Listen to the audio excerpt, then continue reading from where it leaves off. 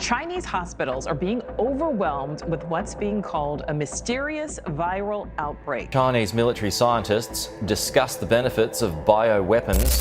Chinese virus. The CIA is out with a new statement concluding it is likely the COVID-19 virus leaked from a Chinese lab. The CIA believes a Chinese lab leak likely caused the COVID-19 pandemic.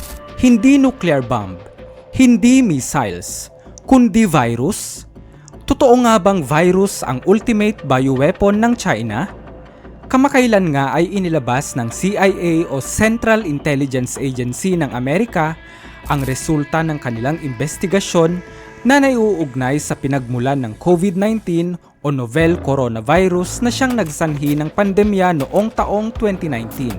Dahil dito, mas idiniin ng CIA na ang coronavirus na ito o ang COVID-19 ay mayroong mga katangian na hindi likas na nakikita sa nature, kundi maaaring isa di umano itong modified na virus na mula sa Wuhan Institute of Virology, ang pinakamalaking laboratorio tungkol sa pag-aaral ng mga viruses sa buong mundo. Totoo nga bang ang mga virus ang ultimate weapons ng China? Kaya naman sa videong ito ay ating pag-uusapan ang 5 pinakadelikadong virus sa kasaysayan na nag-originate sa China. Kaya't, simulan na natin. Ngunit bago yan, kung bago ka pa lang dito sa ating channel at interesado ka sa ganitong mga content na tumatalakay sa siyensya, discovery, conspiracy, kakaibang pangyayari, katatakutan at iba pa, ay pakipindot mo na din ang subscribe at bell button para lagi kang updated sa mga bagong uploads ko. Maraming salamat po. Alam mo bang sa China matatagpuan ang pinakamalaking laboratorio tungkol sa mga viruses? Ito ay located sa Wuhan, Hubei Province at ito ang Wuhan Institute of Virology. Ito ay bahagi ng Chinese Academy of Sciences at kilala sa kanilang mga pag-aaral tungkol sa iba't ibang viruses tulad ng mga virus ng paniki, coronaviruses, at iba pang mga lumalabas na nakakahawa at mapanganib na mga sakit. Kaugnay nito, ang China ay itinuturing na hotspot ng virus dahil sa mga salik tulad ng malawak na biodiversity, mataas na populasyon, at malapit na interaksyon ng tao at hayop sa mga wet markets at mga farms, kung saan maaaring maganap ang tinatawag na viral spillover. Ang mabilis na urbanisasyon at global trade ay nagpapabilis ng pagkalat ng mga viruses, hindi lang sa China, kundi pati na rin sa ibang bansa. Una sa ating listahan ay ang Number 5. Asian Flu, H2N2 Influenza Virus. Unang natukoy noong 1957 sa Southern China, ang H2N2 o influenza virus ay isang uri ng trangkaso na nagdulot ng pandaigdigang pandemya at tinatansyang pumatay sa 1 hanggang 2 milyong katao sa mundo ayon sa datos ng World Health Organization. Mabilis itong kumalat sa pamamagitan ng airborne transmission kung saan ang virus ay naipapasa sa hangin mula sa pag-ubo o pagbahing ng isang infected na tao. Maaari rin itong makuha mula sa kontaminadong bagay tulad ng mga hawakan sa isang pampublikong sasakyan o telepono. Dahil sa likas na katangian ng influenza virus na madaling mag-mutate, nagkaroon ito ng kakayahang mag-adapt sa katawan ng tao. Kaya mabilis itong kumalat sa iba't ibang bansa.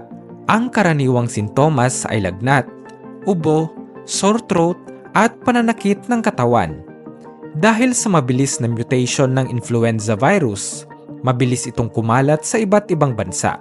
Sa kabutihang palad, isang bakuna ang mabilis na na-develop sa loob ng 1 taon na siyang naging susi upang mapigilan ang lalo pang pagkalat nito.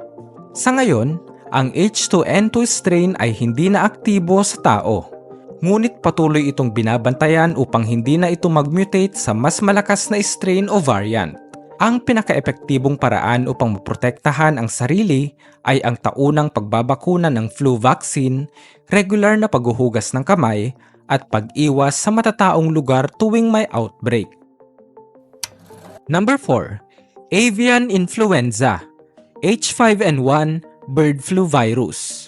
Noong 1996, Natuklasan ang H5N1 virus sa mga ibon at kalaunan noong 1997, lumipat ito sa tao sa unang outbreak sa Hong Kong. Isa itong highly pathogenic avian influenza na may fatality rate na mahigit 60% na nangangahulugang 6 sa bawat 10 taong nahawaan ay may tsansang mamatay.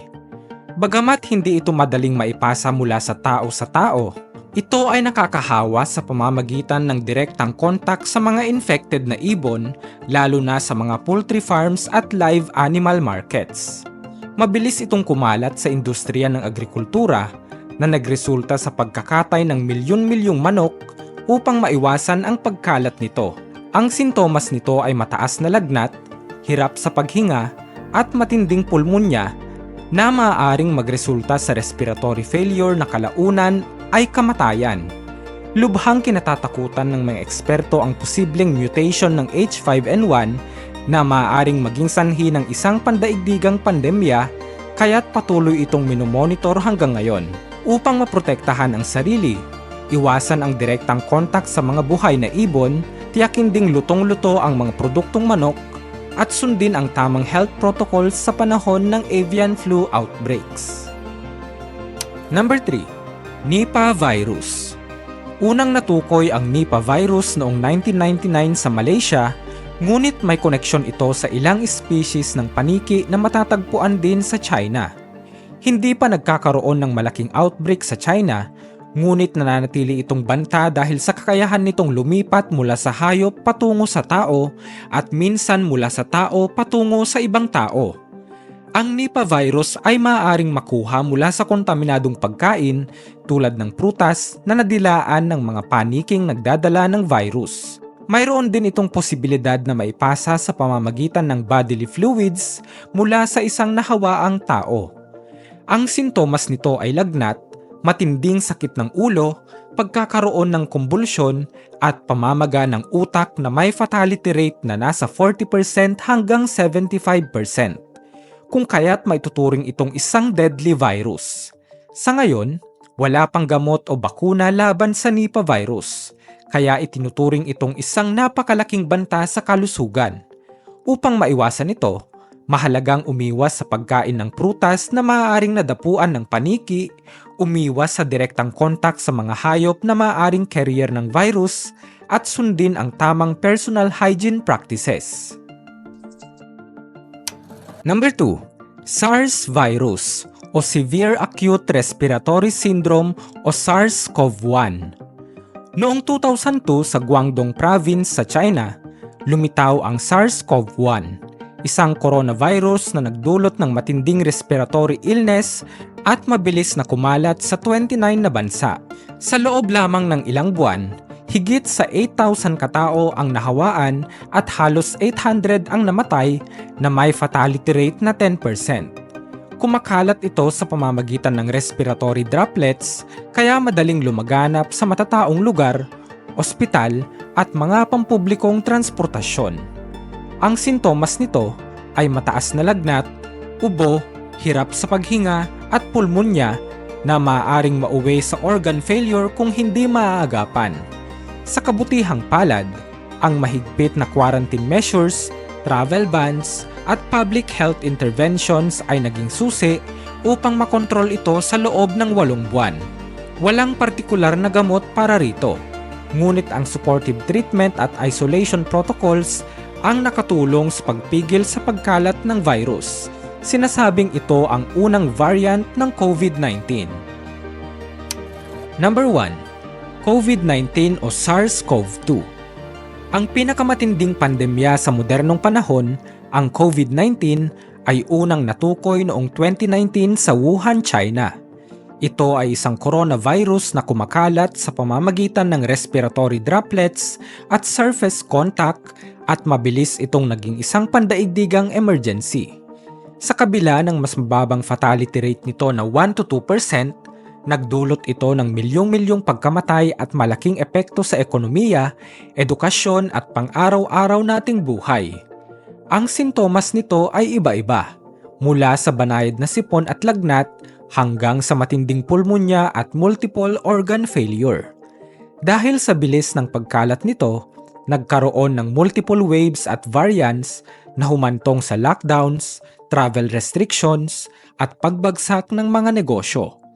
Sa kabutihang palad, ang mabilis na pagdevelop ng mRNA at viral vector vaccines ay nakatulong upang makontrol ang pagkalat nito.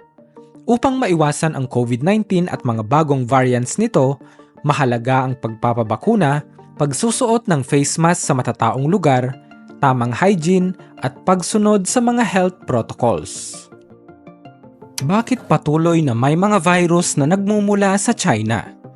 Dahil sa malapitang interaksyon ng tao at hayop sa wet markets, pagkonsumo ng mga exotic animals at mataas na populasyon na nagpapabilis ng virus transmission, mas mataas ang posibilidad ng paglitaw ng mga bagong sakit o mga bagong virus.